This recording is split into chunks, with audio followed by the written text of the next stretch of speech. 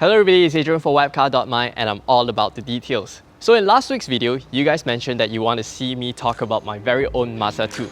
So here it is. Now this is my Mazda 2 hatchback, which I purchased back in April 2015, and it cost me 87,000 ringgit back then. Now, I have to admit that is pretty crazy prices for what essentially is a small little impractical hatchback with only 2 airbags. But here's a fun fact for you guys. In Malaysia, there are at least 4 motoring journalists who drives a Mazda 2, so you know that this is a pretty solid car.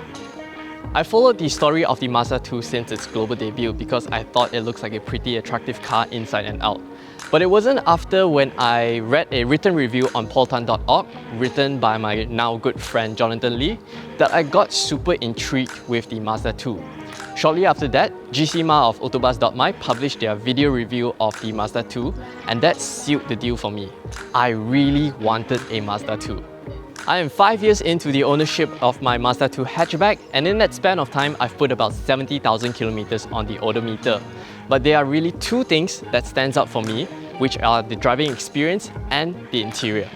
The driving experience in the Mazda 2 is unlike anything else in the segment. And it all starts with this driving position. You're seated nice and low, and there's plenty of adjustments for the steering wheel, for the seats. You can definitely get a perfect driving position. And the seats as well hugs you in all the right places so you don't get thrown around a lot.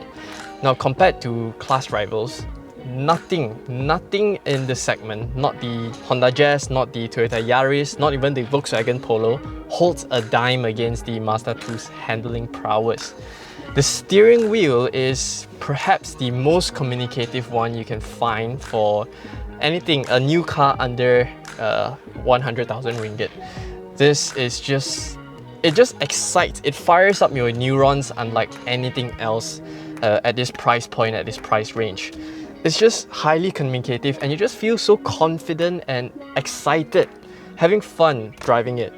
My next favorite thing is the interior. Now, I'm a huge fan of supercars because I love the little details that go into their cabin, how they design the cabin and all that. Now, the Mazda 2 is far from being a supercar, nothing like that, but it's just the details in here, makes you feel, gives you a little bit taste of that specialty you find in supercars. Take for example, you get this red contrast stitching across the dashboard as well as the side door panels, even on the seats. Speaking of the seats, it's a fabric plus leather combination, and you have this red center piping that runs across. Just a very nice sporty touch. Now, if you squint your eyes a little bit, you can find carbon fiber prints. No, definitely not real carbon fiber, just prints across on the dashboard, around the center console here, as well as the window switches around, even the lower section of the side door panels, and the steering wheel, not to forget. Now, speaking of the steering wheel, for the driver, dead straight center, the instrument cluster layout, you get a center rev counter plus a digital speedometer display. Now, this display is exactly, I loosely use the word exactly, what you find in a modern Ferrari. I'm blowing my trumpet a little bit, but it's just all these little details that comes together and makes you feel a little bit more special than anything else. Things that I don't like about the Mazda 2, and the first one will be quite surprising to some of you guys. It's the audio quality on the 6-speaker setup. Now, even though it has 6 speakers, but the bass and the audio clarity when you crank the volume up, it just fizzles very quickly. Not the most ideal sound system out there. That is compounded by the poor NVH levels on this generation of Mazda 2. Having said that, the GVC models as well as the facelifted version, they all have significantly better NVH levels we've tested, because those cars, the updated models, they have better door seals, improved door seals, as well as a thicker rear glass window, which this generation of Mazda 2 doesn't have. Of course, not to forget the cramped leg room in the rear seats of the Mazda 2. Last but not least is the tiny boot space on the Mazda 2, which measures only 220 liters. You're definitely gonna have trouble balik kampung in this. I remember there was once I went on a 5-day road trip with a friend. It's just 2 guys, 2 suitcases and 2 backpacks, and we're already having difficulties fitting everything into the boot of the Mazda 2. But having said all of that, I view the Mazda 2 as a little bit of a 2+2 seater. So all these flaws is just a natural compromise that comes with the car, so I can live with it. Maintenance has been pretty easy on me because when I bought the car, it came with a 3-year warranty and 3 years free service. And that has saved my wallet a couple of times. The Mazda 2's service interval is every 10,000 kilometers or 6 months, whichever comes first. And for the first 3 years, it has saved me a huge sum of money because the free service covers all parts and labor. I've only topped up about 130 ringgit each service to upgrade the engine oil to the Shell Helix Ultra 5W40 fully synthetic oil at Bermas Motor. Now, even though my free service and warranty period has expired, I still send my car back to Bermas Motor's official service center to get my car serviced. Now, I know there are cheaper options out there at independent workshops and whatnot, but I have 100% confidence in the workmanship of Bermas Motor's personnel. Each time I send my car in for service, it's always a fantastic experience. They're always very professional, ready to help, and everything is done properly. They keep me informed every step of the way so I know what's going on with my car, what are they doing with my car. And I find that that experience is worth that little bit of premium compared to an independent workshop. So I have full service record with Bermas Motor, and these are my bills. So I'm gonna give you guys a run through on the rough estimate of cost to service a Mazda 2 1.5 hatchback.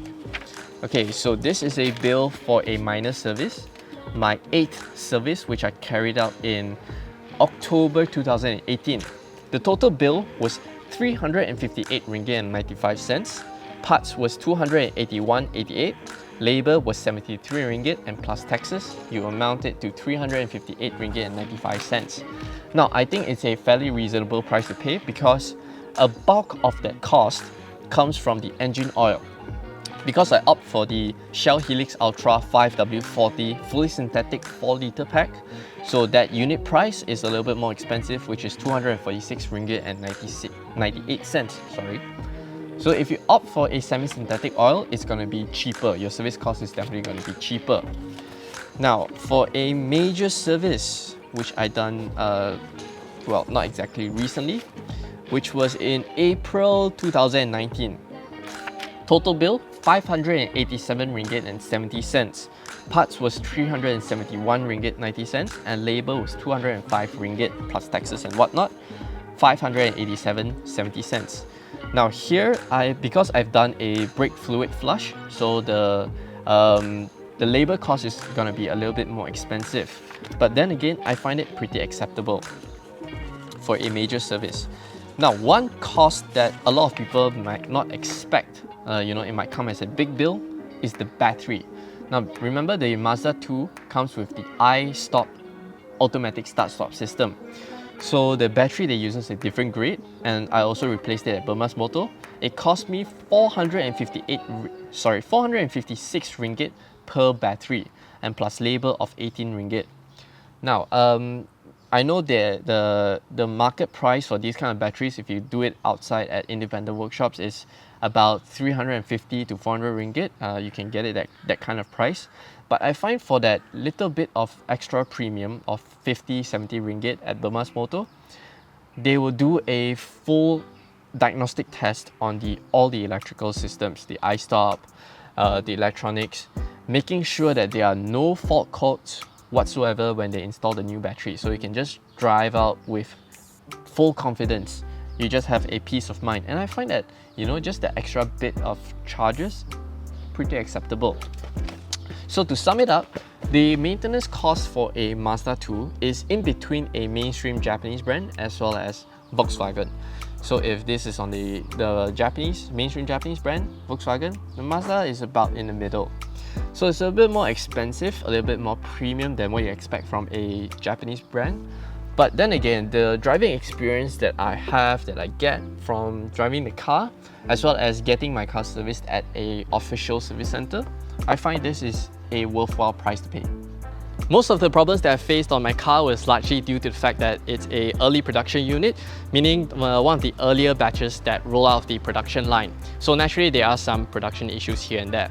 So the problems that I faced include a knocking drive shaft, leaky rear shock absorbers, as well as a broken heat shield on the undercarriage. Now, all those faulty parts were replaced under warranty, free of charge. But I'm not implying that the Mazda 2 is unreliable. In fact, it's quite the opposite. The car is very, very well built, and to date, I've never faced a rattling noise on the dashboard or the interior, the cabin, none of that. Now, you have to understand that production issues do crop up on and off. And if your car is under warranty, just send your car in, get them replaced, claim the warranty, and happy days. Now, one aspect of Mazda ownership experience that a lot of people might not realize is the type of fuel that should be used. Now, Bermas Motor says that the Mazda 2 would run on RON 95 reliably, no issues at all. But personally, I don't quite buy that. And let me explain. The Mazda 2's 1.5 litre naturally aspirated 4-cylinder SkyActiv-G petrol engine has the highest compression ratio of any production series petrol engine. Now let me put that into perspective for you. A Ferrari 812 Superfast 6.5 litre naturally aspirated V12 petrol engine only has a compression ratio of 13.6 to 1. And when you have a high comp engine, you ought to run higher octane fuel just to prevent knocking or pre-ignition, where the fuel combusts before the optimum combustion cycle. Now, personally, I have been filling up the Mazda 2 with RON 97 since day one, just to prevent any issues to pop up further down the line. Modifications I've done to the car, starting with the wheels.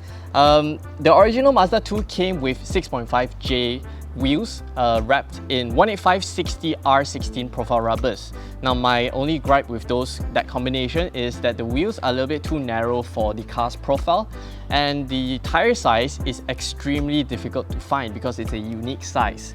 So what I've done is I've went and upgraded the wheels width to 7J wrapped in 205/50 ZR16 Michelin Pilot Sport 4 rubbers. Now, these are replica rims, which I highly do not recommend. Make sure you get good quality original wheels. Next up is the brakes. I've swapped out the original brake pads to Delphi branded ones, just so that it gives me better braking performance. Now, the final modification I've done to my car is having Android Auto installed in the MZD infotainment system. Now, note that this is not an official software by Mazda. Instead, this is a side-load app developed by Mazda AIO Tweaks. Now, essentially, this allows you to sideload and run Android Auto on the head unit, but only Android Auto and not Apple CarPlay.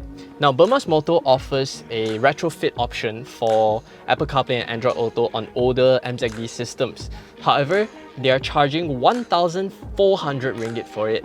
And personally, I see no need to use Apple CarPlay because I'm using an Android phone, so I just figured maybe I just don't spend that 1,400 ringgit. Overall, do I have any regrets buying this car? Well, in fact, I do. You see, if I waited a year later, I could have gotten this car in the smoky rose mica paintwork, which I absolutely adore. Other than that, I love this car. The Mazda 2 may not be special in the grand scheme of things, but it is special to me. I've embarked on so many new adventures, created so many fond memories because of it. If it wasn't for the Mazda 2, I wouldn't have came across Autobus.my's YouTube channel, gotten to know them, and subsequently started my motoring journalist career with them. I've also made so many new friends, lifelong friends, and just last year, I met the chief designer of the Mazda 2, Iko Maeda-san, who shared with me some insights while he was designing the car. All these fond memories I would cherish for life. That sums up my ownership experience with the Mazda 2 hatchback. Let me know in the comment section below what other questions that you have, and I'll try my best to answer them. As always, thanks for watching. We hope you enjoyed this video. Make sure to subscribe to our YouTube channel for more videos like this.